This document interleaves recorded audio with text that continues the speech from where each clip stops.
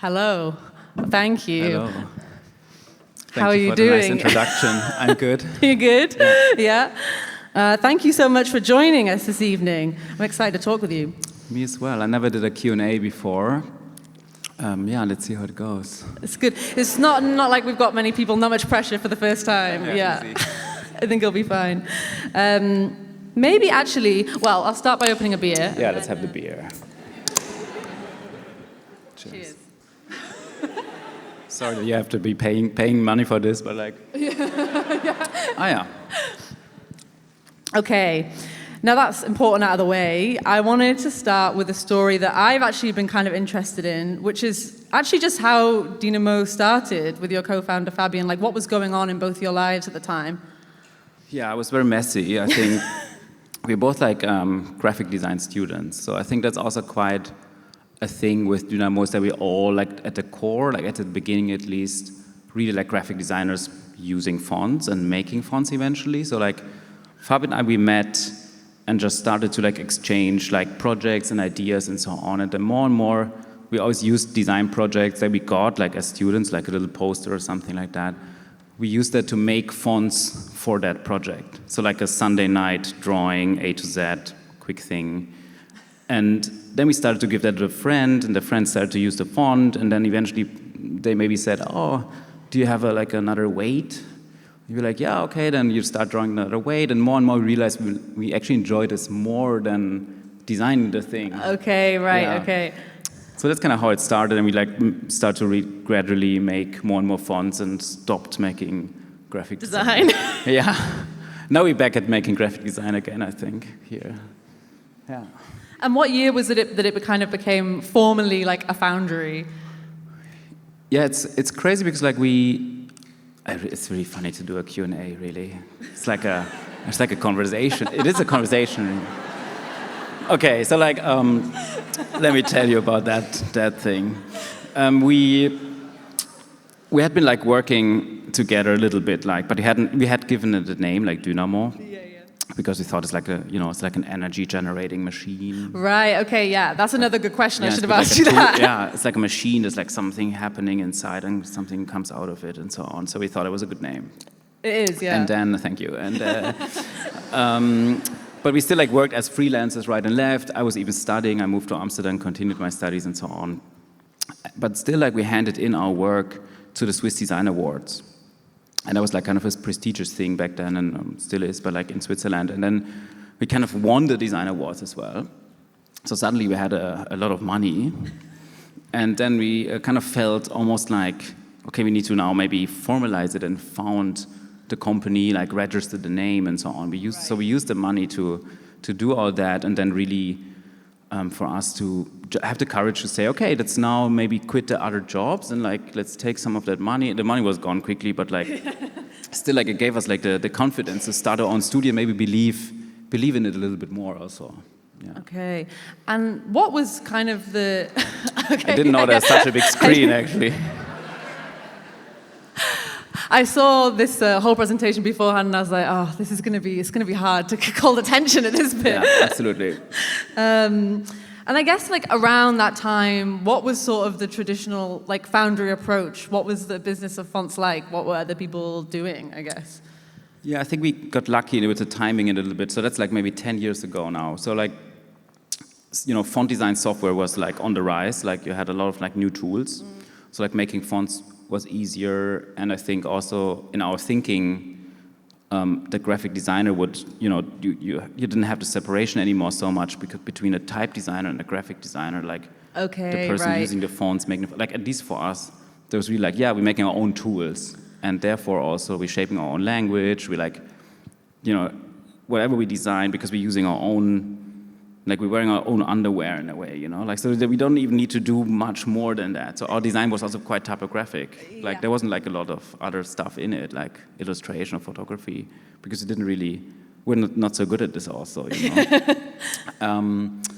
Yeah, but I think it was very liberating because we could really like make fonts quickly, and it was very empowering. Like we really had a feeling that we could develop our own voice quite soon, like. Was that a question? Yeah, that's it. That's perfect. Yeah. I also wanted to speak a bit about licensing, which is something that really interests me. Maybe not the most glamorous part of type design, but I love it, yeah. In 2020, you moved away from kind of like a traditional use-based licensing system where companies pay based on like extent of use to companies now pay relative, like depending on their revenue potential, right? Why decide to do that? You were one of the first to do that, right? Yes. Yeah. It's really like licensing is my big passion, like for sure. I feel that 100%. Yeah, no, I really mean it. Like, no, because like, also like it's so much about, I think, as individuals and like, you know, when you work in culture and design and all that type of stuff, I think what we don't learn in art school is like to price or like put value to your work. And usually like you do something and then mostly other people do much more with that, you know, and you're left with like having to look for like another job basically, you know. So the same with like font licensing. Like before, you know, a big company would say, yeah, we're gonna buy the font so and so, and then you say, okay, I'm gonna install it on one computer. And at this point already, all companies will pretend that they only install it on one computer. Okay. But big companies like, let's say, Coca-Cola, they have a small marketing department. So Coca-Cola is a huge company, but they have maybe 10, whatever, I mean, maybe 1,000, but like people working on marketing. So they're gonna install it on 10 computers. And then you have a different kind of company who maybe is 10 people in total, but they work in different ways, so they also install the fonts on 10 computers. And I'm saying that because like the question of where will you install it and how many times was what was determining the price for so many times, and still is, you know. Right, okay, which seems, yeah. Yeah, and we had the feeling that's kind of unfair to like small companies, but also like the big companies, they pay as much as the small ones and so on. Like, and you didn't feel like you ever get into a place where you're not being paid for, as a graphic designer again, like for time or like amount of work, but we wanted to get paid for the value our work would create later on as well. Okay. So, I know, like, bear with me, but basically the thing is, like, the bigger the company, the more expensive the fonts are. Yeah. And that's the whole trick somehow. And we were lucky because we could like redesign our website back in the day, that's 2020, and so we could really implement a new way of calculating the price. So we didn't have to like, I don't know, like install like new systems and stuff. We were anyway scraping everything and making a new site. So the new site works more like an elderly phone basically when you license a font. You really just have to click how you will use the fonts and how big you are, and that's it. Okay, so it's kind of easier in some ways. Easy. Yeah. For Coca-Cola and... Yeah. Because like, and before again, like you would have to say, okay, I will install it here and I have so many app downloads and I have this type of traffic and I have so many followers, and like all these metrics are like a bit like, is a fantasy anyway, you know. I could honestly talk about licensing all day, but I feel Yeah, like people are going to want me to talk about typefaces at some point. So let's talk about one of them. Yeah. Dinamo was behind maybe one of the largest, in my opinion, projects in type design this year, which is Spotify Mix. Yeah. Perfect timing. Mm-hmm. Can you tell us a little bit about what a project of that scale looks like behind the scenes? Yeah, it was terrifying. No, because like at the point when they reached out to us, that was like around 3 years ago now, like nobody in our studio was really employed, for example. And I mean, there was a lot of passion. I mean, to be fair, nobody, like also me, I wasn't employed, but like, so like they asked us, hey, do you have like ideas how we could like revamp Spotify? Like, and there was kind of I think a company like that, they only get to do this maybe once or twice, I think. You know, it's a huge thing. And it's kind of impossible, I think, even now. I think it's almost impossible to do that on a company. Yeah, here you see like all the spreadsheets of like planning and like timings. Jesus. I'm gonna get to this a bit later, but like, so what was crazy for us is, of course, the excitement, because we felt, I mean, it was overwhelming to just think that they would trust us with that. And at the same time, we also had the confidence. We thought, yeah, we should do it. Like, who else? And but also, we were really terrified because we thought it will maybe change everything, and we don't know if we actually can do it as well. Like, it was ambiguous, you know, like, because you're also promising to be there for them for like 2 years, and the team has to also want that. You need to, it has real implications somehow, you know? So it was really, so like, we decided, okay, if we're gonna pitch, if we're gonna do this, then we also want to get it. So that was the whole thing, because Fabian and my co-founder and me, we also like had these like conversations. We thought, yeah, maybe we pitch it, but if you don't get it, it's fine. But we thought, no, like if we pitch it, we want to get it, and we might get it also. So like, then that all that happened, and we really had to change everything. Like we had to like employ people, or we could also employ people, because obviously they paid a little bit of money for that. Yeah. Luckily. A few pennies, yeah. Yes, pretty. I think we're gonna go through the whole slideshow a couple of times. Yeah, I can 100%. like comment You'll a little see bit Spotify. better. Yeah, but we had to learn everything from the start. Like we had to, I had somewhere picked up that maybe like the real pros, they would like start a project like this with like a workshop. And I always found this is a bit like a lame idea, But like, but still, like then we thought, yeah, actually, of course, you want to get to know, like you want to understand what they want. So we were like, okay, let's do a workshop. And then like, yeah, that's a good idea. Yeah, we also want to, and we're like, okay, shit, now we don't have to do a workshop. So like, we really learned, and there was a picture here a couple of slides ago where you see us in the basement rehearsing the workshop in New York, because we flew to the headquarters. And then a friend of ours, like in the basement of his parents in Soho, we could like rehearse the workshop, and we like beam like with the projector, like doing like things like with like little stickies, and like learned like techniques, like one is called note and vote, like how do you arrive at like conclusions together and stuff. Yeah. Really, actually, totally interesting. But like so, like we learned a lot of things, and we had to like wear these like big shoes all the time. Never before we had also scheduled a project, like an Excel sheet that's like 2 meters wide basically, and then like spans over like 2 years, like really with like milestones. I learned a lot of good words also, like milestones, check-ins. It's not a big project if you don't have those, I don't think. Yeah. Yeah. Milestone check-in. We didn't have this before. Yeah. Yeah. No, but then again, like to say a bit more, like it was really also such a good experience, because like a lot of doubts that we had at the beginning in terms of maybe, yeah, will they give us freedom? Like, will they understand what we want to do? Like, all of that never happened. Like, they really trusted us. They really did never like push back on like an idea that we proposed to them.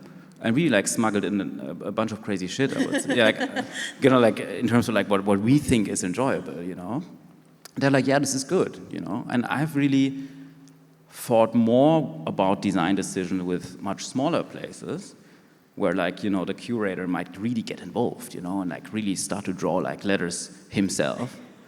And with Spotify, it's really like, yeah, you like they're so busy, like, and they know why they chose you, so like they gave us a lot of freedom, and we just had to like run the marathon in a way, and that was exhausting, of course. Yeah. Okay, so shout out Spotify, good out. clients. Yeah. And what was the original concept for that typeface? Like maybe talking more like on a design level, what was that idea that maybe came out of the workshops, and then how was it developed from there? Did it change a lot? I guess it's like 2 years, I guess. Yeah, had nothing to do with the workshop. Yeah. I think at the end, the workshop is really just to get to know each other. And get the trust, the buy-in, as you say. Buying in, it's another one, they're buying. Yeah, it's a good word. Yeah, getting aligned. Strong word. For sure. No, but like we had this idea quite early on that we thought, and now in retrospect, it sounds almost a bit tacky, but like we thought, they represent a lot of different artists and different types of music. So we thought the font also cannot only be a grotesque or something, or cannot only be a typewriter, and that would be crazy, but like a different, it has to also embody different genres in a way.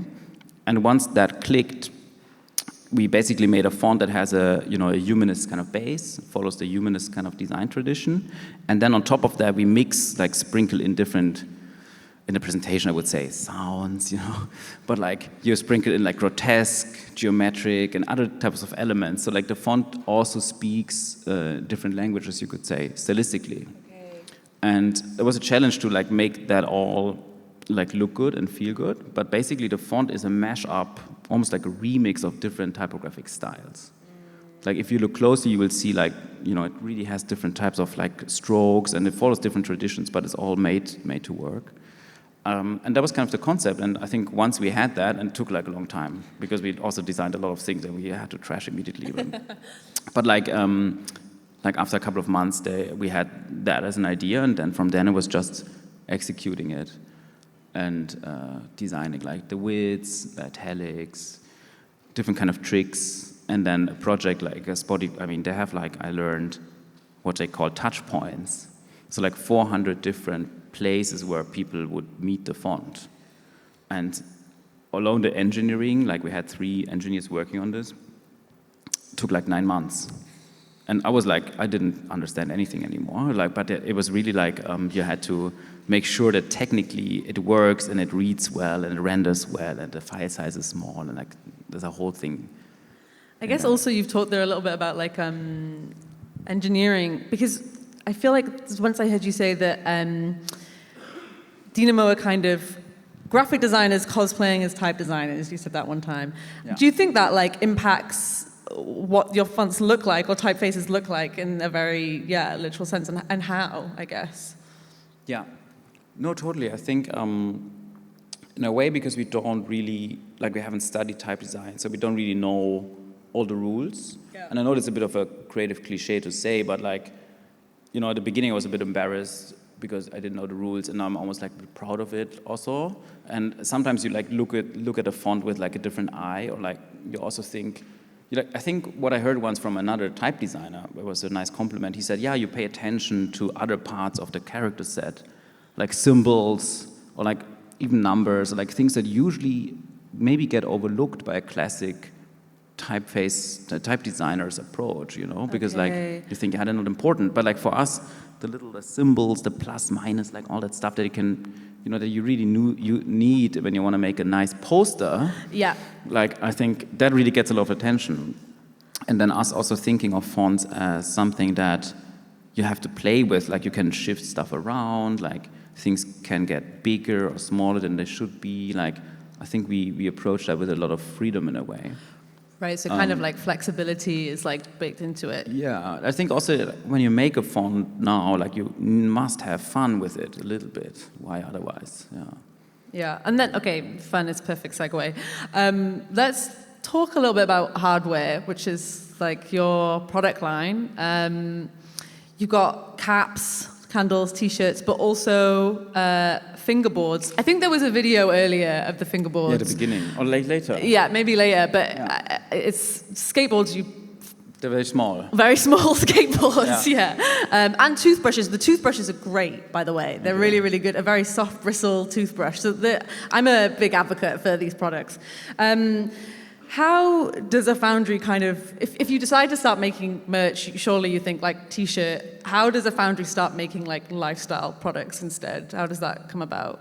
Yeah, I think for us it was always important to also have something that we can, you know, because we work on intangible things like software essentially, like things they can't touch. And I think right from the start we always would also make t-shirts or like, you know, or even before I studied design, like print your own stuff somehow and trade it and exchange it and give it to like friends and so on. And also like just as another format to express your ideas with somehow. And so at the very early days, we always like, you know, we did this like t-shirt that became a bit of a meme almost, like different times that used different versions of the typeface. I mean, nobody knows the background, but that's kind of why I like it, basically. But like, so that became a bit of a thing, and then you really realize suddenly, okay, people use that and respond to that, and then they wear it and send you a photo, and it really creates this like community, you know, and like a nice way of like interacting with people beyond the fonts. And it was very rough always, and then like 2 years ago, I met an amazing guy. I met him earlier, but it's called Simon, and he's like a super good. Is he? I thought maybe he's good. Yeah. And he is a good graphic designer, and also like really has an amazing feeling for like you know, physical objects and sourcing them, and like really has this like deep expectation as well, and an attitude towards like how like these little things should be shaped. There was a bit of a special effect here at the beginning. And then we got talking because like before we call it hardware and as an opposite term of software. And then like but the hardware we did was really like printed in the copy shop and was really bad, but also good. But in the same way that then Simon and I got talking, and he said, yeah, we can really do this like better. And what we didn't want to do is only make merch. Merch is cool. I'm happy for every pizza place that has a T-shirt, but like we didn't just want a thing with a logo on, but really have objects that translate maybe a certain type of thinking or humor or something like that. And he really has developed that whole hardware arm and pushed it to the next level, and more to come. Yeah. Yeah. Did you kind of like expect the response? I feel like every sort of designer I talk to wants a keychain, or it was really upset when the keychain sold out. That's the thing I bought. Yeah, this is it. This is in London, actually. Who is that? Me. Is it you? It's impressive. Casual. It's pretty good. No, it's pretty good. Yeah. Should we just watch that for a little bit? It's a double kickflip. Yeah, here you see like Simon's hardware. So we kind of did a launch at Waste here in London last year, and that was kind of the first collection. Yeah. And I mean, this is a totally, like before we would print a logo on a Frisbee basically, like before Simon, and then he did all of that. So that's mind-blowing, I think. Yeah. That's so cool. Did you expect the response to it? I mean, it always seems to sell out. No. Yeah. No, but also like, I didn't think that people would hate it. Yeah. Yeah. Imagine if they did. That would be terrible. Yeah. Hurtful. Yeah, really hurtful. Mean comments. That's Simon. Little cutie. So we're producing these like silk scarves at the moment, and we're trying to figure out the right size. That's what he's doing. Okay. Oh, sneak peek. Yeah. Okay, well, I'm going to get back to one more of my favorite topics, which is licensing again, in a way. Yeah. So, Spotify, we kind of mentioned, I'm sure, like had a huge commercial impact on the team, and it's kind of a weird time to be an independent type foundry or like an independent studio, but in the type market specifically, obviously huge concerns about monopolization and smaller foundries being kind of eaten up, and then also a super competitive market. Obviously, it's like exploding. There's so many typefaces. Yeah, you're scaring me. Yeah.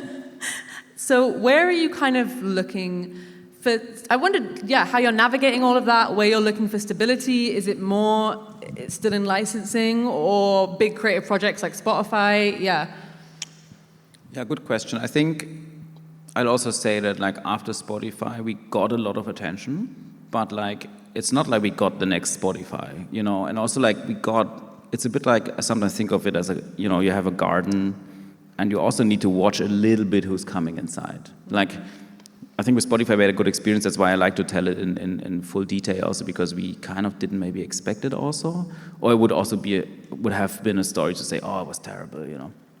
But it was good. But since then, of course, we've been approached by like whatever Amazon and places like that, and you quite quickly realize, okay, that is not a fit, and maybe we cannot make a workshop again, you know,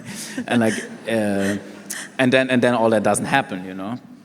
So like I think at the moment, really like we're betting on licensing, like licensing our fonts, which also is a lot of work because it's almost like you're putting so much time into like making a font 1, 2, 3, 5 years even, and then and all that time is on your own dime, you know, and then you like publish it and you kind of hope, or you kind of you hope that people like it and find it useful and buy it and support it in the past, kind of in retrospect.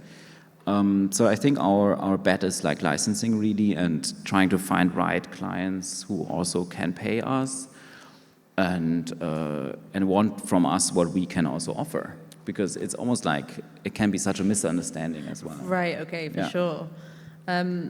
Actually, okay, so I was going to steal from Dinamo right now.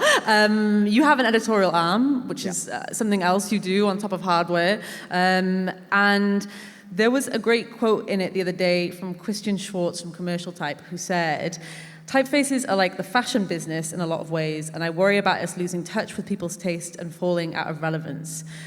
I wondered, do you think a lot about the world's tastes in typefaces when you're designing one, or as you try and steer as clear away from that as possible?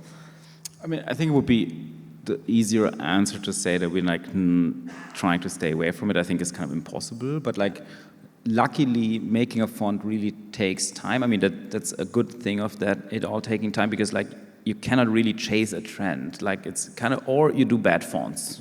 And a lot of people do that also. But like, I think for us, like, making a font like really means that a whole bunch of hands will work on it for a couple of years. Like with all the whatever iterations and so on. Then even later on, you might want to translate it into different languages and scripts. So you really need to make something that can age gracefully, you know? So like coming up with something that you think is already, or you see already happening and thinking, okay, I'm gonna make my own version, like you're gonna bite yourself in the tail or something, you know? Like it doesn't really work. But like, I think mostly Fabian also in our team, he really has his own very intuitive look at what could be something that then again we could turn into something else, because like we don't consider ourselves so much like, we don't want to revive a font and make, okay, our own version of Helvetica or something. But we always so far have mostly like found a little something else that we thought, okay, that gives reason to making this font. Like we have this typeface called Arizona, which is a sans, but also a serif. So immediately that becomes a project. And once you have that thing that you're like trying to figure out, you also slowly, like even without noticing, you kind of start to develop your own thing. And you're like not in this realm of looking at trying to do this other thing that is working at the moment or something like that. But it's sometimes hard to find that idea. And sometimes you catch yourself just designing a font and you're like, okay, actually it's a bit like the other fonts, Yeah. I also think like there are so many Dinamo fonts that are so beloved, and so that's kind of a different thing. Is like, do you ever think like, oh my God, shit, too many people are using this font, and it's kind of like becoming like a moment sort of thing? And does that like ever affect how you are concerned about like the longevity of that font, or Yeah. Totally. 100%. I think what I don't want to happen is kind of losing kind of the core audience, like the people who also supported us right at the beginning, and that really still really matters to me what they think. And if somebody would say, I think you're now doing this, I think that would really like hurt me, So like I think, and it's kind of inevitable though that would happen, because as you grow, of course, you start to make things that are, we're planning our fonts in a different way. Like 8 years ago, we would make a typeface in like one weight. And of course, all the ultras, they love that, They're like, oh, one weight only, like I don't need more. But like, I also studied in Switzerland, and it's almost forbidden to use more than one weight. But like, so like, that also is a bit silly. But on the other hand, you're also like, but then you're like planning a family, you're like, okay, 6 weights, 3 widths, like you honestly do it a bit better, and inevitably you get more professional in a way.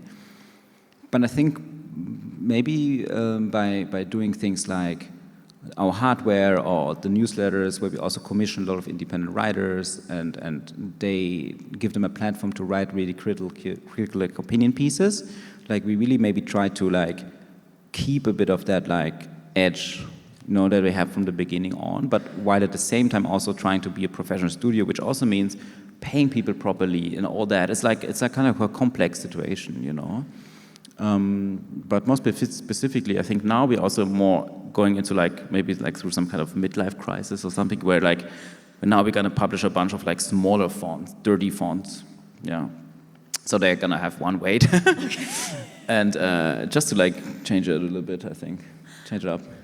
Okay, and maybe that's a good time to talk a little bit about another recent typeface, Pelikan. That was... I was hoping that maybe... that would be great.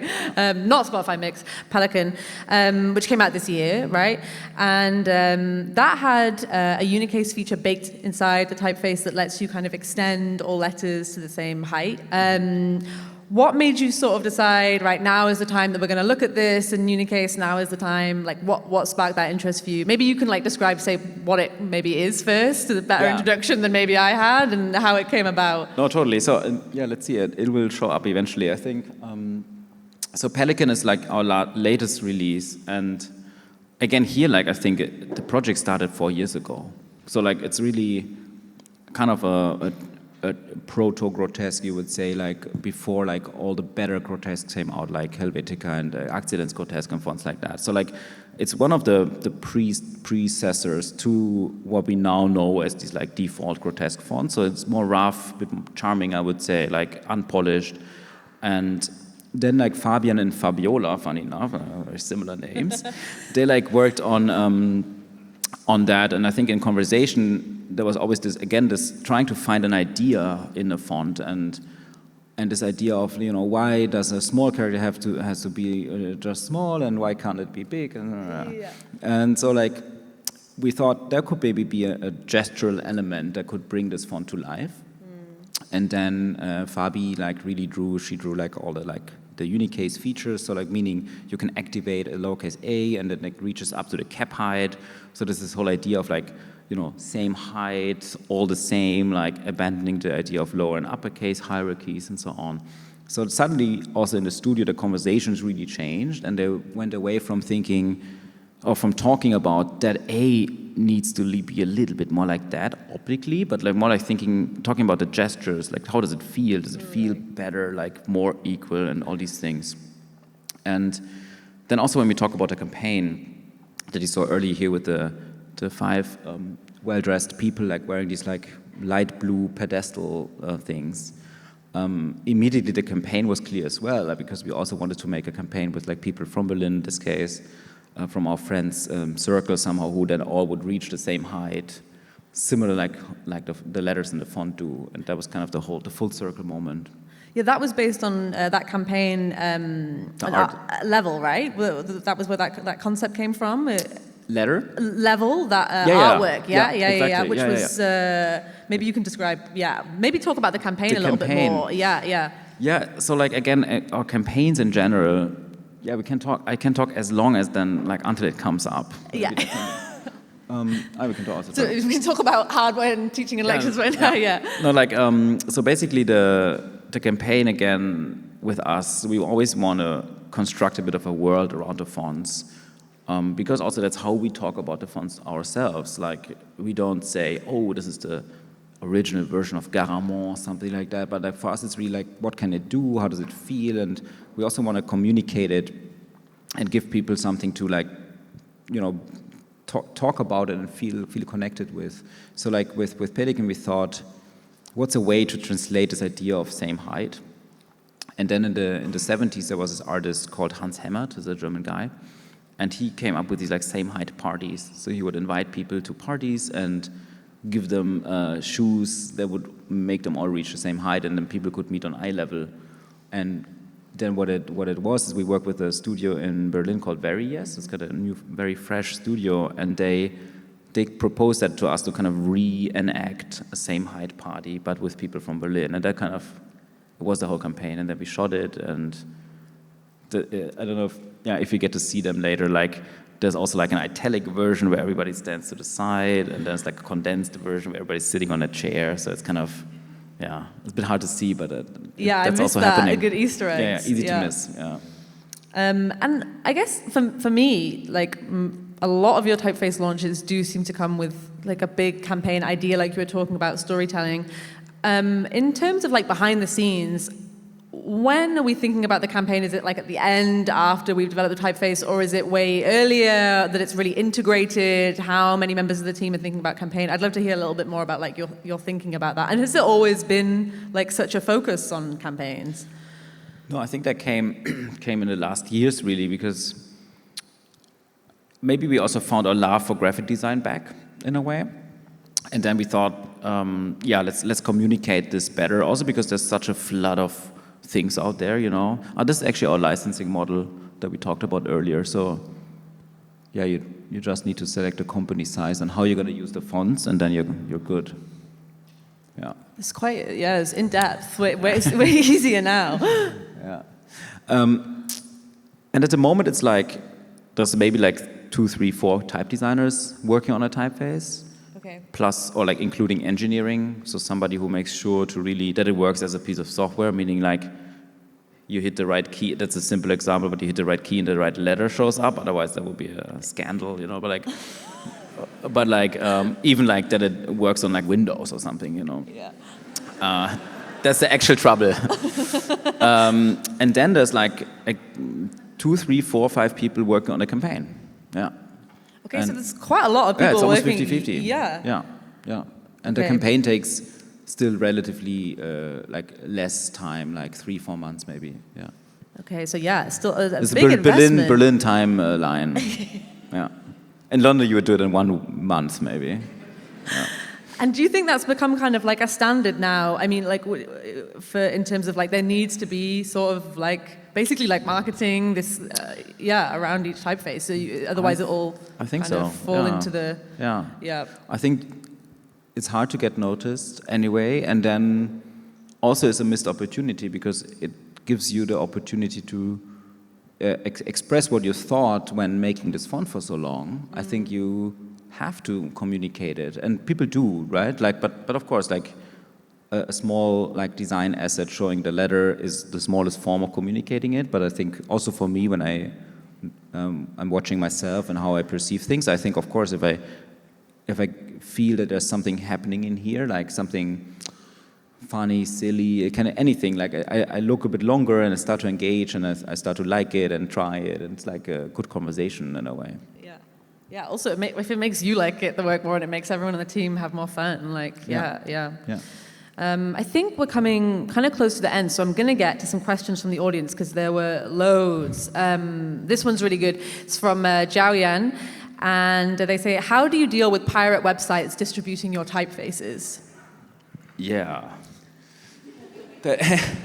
No, like, actually, I think we stopped dealing with it because I had a conversation with somebody, and that person said, hey, look, if you like chase after somebody who didn't buy your font, like, it's a bit like, I mean, that person wouldn't have, like, maybe isn't able to buy the font, of course.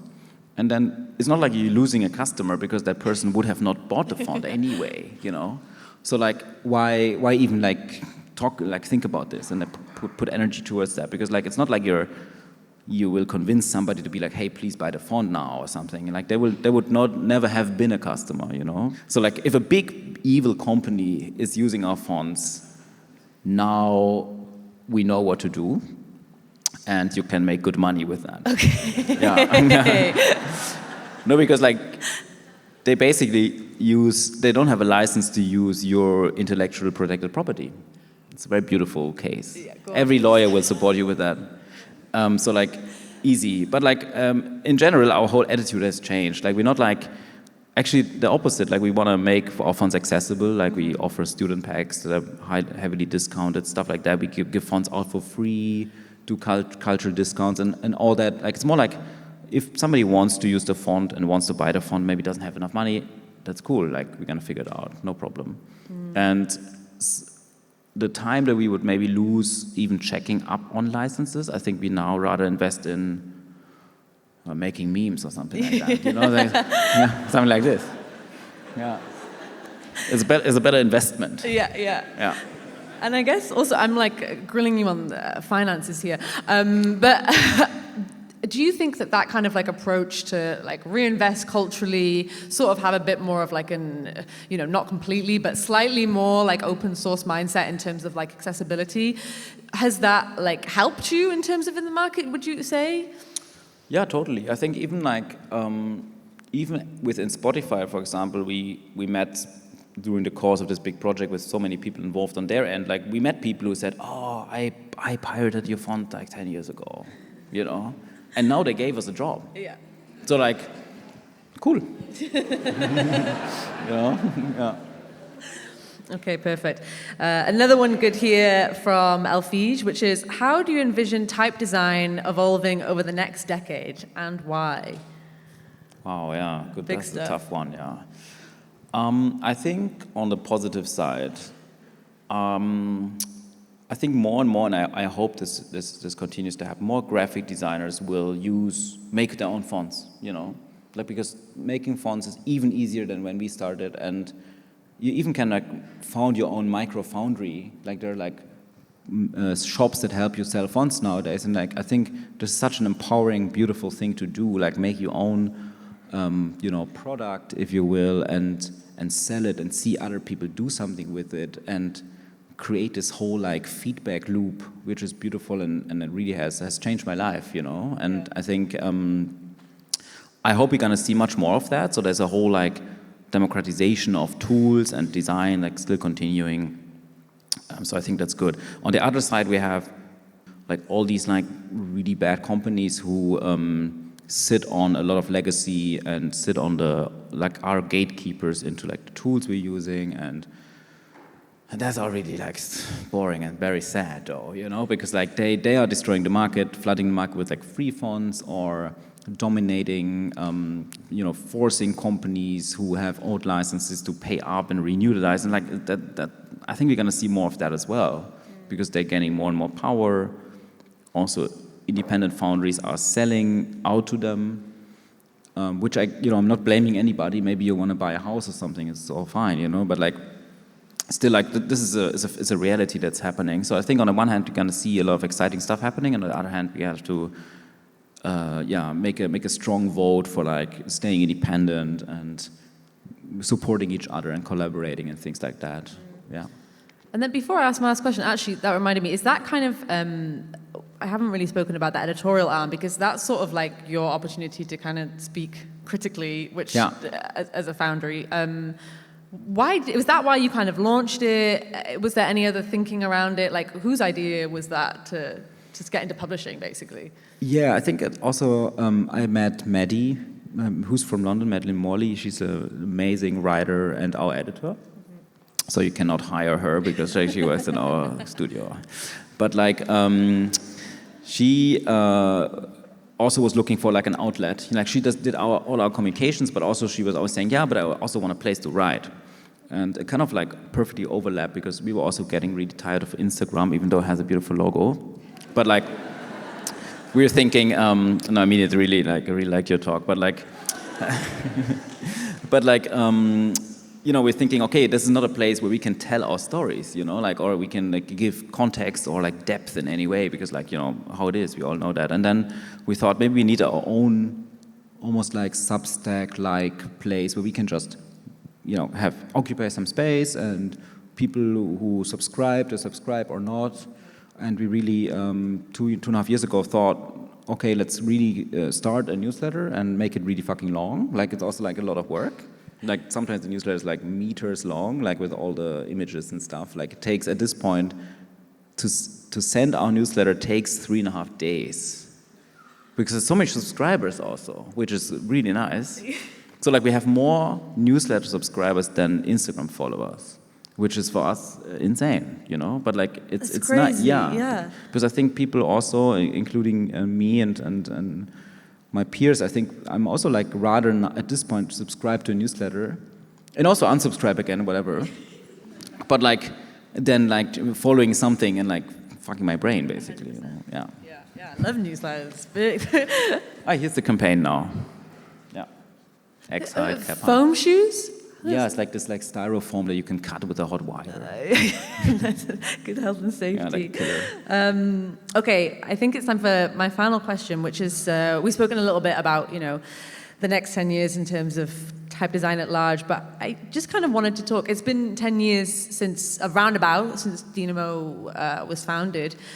What was kind of your idea of success back then versus now? Has it changed at all? Like your sort of perceptions of the industry and where you want Dinamo to be? Wow, leaving on a high note. I know, yes. I think, I mean, I could not have been luckier, I think. And all our people like the people we built this with, I think we could have not expected it to, like us being able to move the way we move at the moment. At the same time, of course, I don't think it has to be forever. So I think it's also smart to just be like, yeah, not to be too attached to it and not hype it up too much, you know? Like I think, we, like in terms of the success, I think, at the moment, at least, you know, half or 60, 70% even of what we do every day being self-commissioned, like be it hardware, be it writing a newsletter, commissioning a piece for it, or making a new font. I think if it can stay a little bit like that, I would be fucking happy, you know.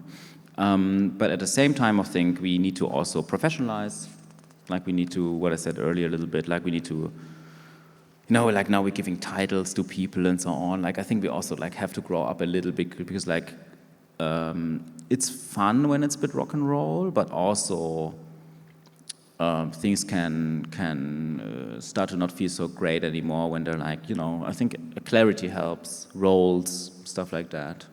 Knowing what you want to do, learning how to say no. I mean, all the classics, they kind of are actually true, So like, I think, couldn't be happier, but also very challenged. I don't know if that's a satisfying answer. No, that's perfect. I think that's a perfect ending, yeah. Okay. Fantastic. I think that's all we have time for this evening, but thank you so much for joining me. Thank you. Everyone, please give it up to Johannes from Dinamo. Thanks. Thank you.